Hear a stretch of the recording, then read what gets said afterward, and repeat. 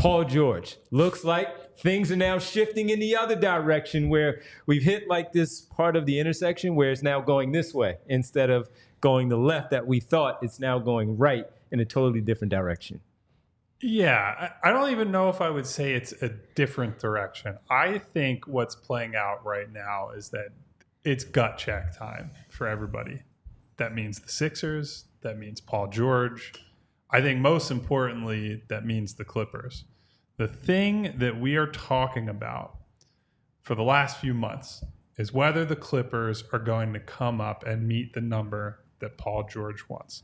I think the first thing that most people think when they hear that is it's just about the bottom line dollar value. And that matters, right? Like Paul George, like any player of his caliber, wants to be paid and treated like an important stakeholder in the project, like I think he was probably one of the 20 best players in the league this year, it's fair to say, right? Wants to be paid like that, treated like that.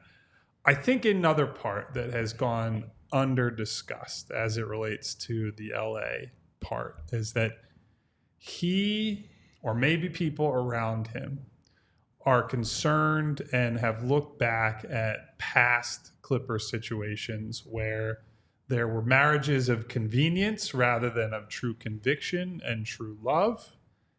Blake Griffin being the big example, where player signs a big contract, is meant to be part of the core moving forward, and then within months is moved. And I think one of the reasons that Paul George, or maybe the people around Paul George, is leery about a less than max offer from LA is that he doesn't want to sign a lower market deal or under market deal.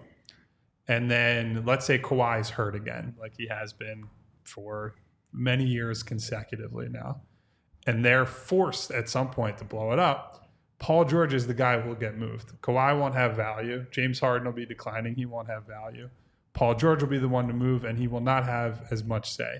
And so I say all that to say, what I have heard over the last 24 to 48 hours is that some of the more likely scenarios are Paul George opting in and Paul George trying to find his way, trying to use that as leverage to force his way to his next situation. Similar to James Harden. Similar to James Harden. So maybe I can't speak to, but maybe there was some communication between teammates about the potential for that happening. So I've heard that. Now on the Sixers end of things, Shams obviously reported that interest had cooled from the Sixers. Why that would be out there is a very interesting question to me. I'm not sure interest has actually cooled. I think they are still interested in Paul George. If anything, I would think that would be about expectation setting. I think if you were to get Daryl Morey and Sixers brass in front of a lie detector, they would tell you they're still interested in Paul George. Maybe the truth of the matter is that there is a lower likelihood today, right, and the expectation around the league is more that Paul George is either going to end up in LA for whatever reason, or Paul George is going to opt in and go elsewhere. Where that is, that's not clear. But I think the Sixers message would probably be they don't feel boxed in. They continue to preach the message, at least as it leaks out to various people around the league, like, hey, we're flexible. I believe Shams reported somewhere today that they've said they're open for business. Yep. I think that's an accurate characterization. But I do think the bottom line takeaway is that there's a lot of doubt around Paul George right now, and he is the big free agent domino. A lot of people are sitting around waiting. I do think, frankly, the uncertainty with Paul George is part of why Malik Monk took the deal he took yesterday, that there are going to be some people and some teams in stasis. And rather than waiting on or potentially getting like a shorter term, not balloon payment deal, but let's say in the neighborhood of $20 million a year over a shorter period of time, Malik Monk opted for 4 for $78. So a little under $20 million a year, more years on top of that. So I think Paul George has the potential to hold up the market depending on what happens here. I just think it's a big game of chicken. He has made clear what he wants. The Clippers have made clear they don't want to give him what he wants. But everyone else still kind of assumes in his heart of hearts, he's an LA kid. He forced his way to play with Kawhi and go back home. And at the end of the day, there's doubt that he would actually push hard to leave based on the history, his personality, what they can offer him there, etc. So a lot going on. Yeah. So I guess I'll editorialize a little bit. If you missed it, Kyle had a big intel dump that he dropped at allphly.com. You can go check that out. I will sort of do a little tea leaf reading, or at least how I see the situation currently. I think, first of all, do I think the Sixers evaluation has changed of Paul George? No, of course not. Nothing has changed. They spent weeks, arguably months, indicating that Paul George was their top target. Do I think if he magically became available and they felt confident that they would now say no because they have other plans? No, probably not. I think there's a couple things that could be happening here.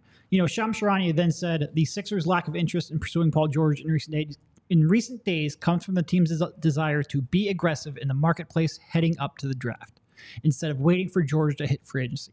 Well, it's not like they just figured out that they were going to have to wait until free agency to get Paul George, and yet they still spent the weeks and months leading up indicating that Paul George was their top target. So something obviously changed. And I think if you're tea leaf reading, so don't read any more into what I'm about to say. I'm just trying to connect the dots. In the words of our friend Wendy, don't aggregate this. If you're tea leaf reading, I think it's pretty clear that they feel, for whatever reason, that their chances of getting Paul George have dropped. So because of that, now they're going to indicate that they're going to be aggressive in free agency. Like I said, that report from Sharani that it comes from the Sixers' lack of interest in George comes from them wanting to be aggressive in free agency. Well, there's no reports out there that they have waning interest in OG Anunoby, who also is a free agent as well.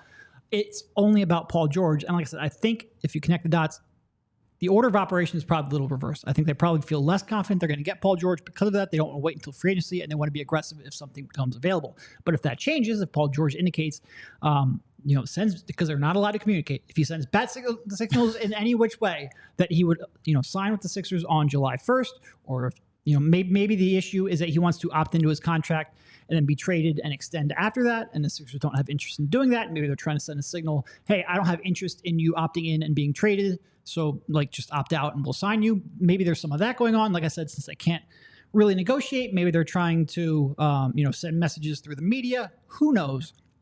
But I don't think there's a trade just waiting to happen.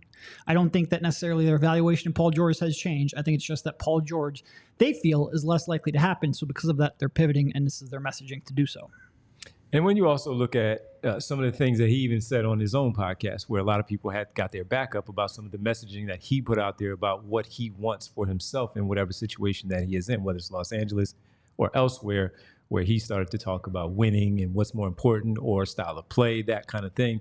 That, of course, gets people backs up. But when it comes to the 76ers themselves, again, maybe hearing something throughout the back channels of what the interest level may or may not be there for him and the team in a partnership that they could have going forward. That's why they have to be proactive. And the one thing that was really interesting for me was just simply Jalen Hurts man down on the back of the set for some reason. But the one thing that you guys talked about. That's a bad omen for the Eagles season, by the way. That is not good.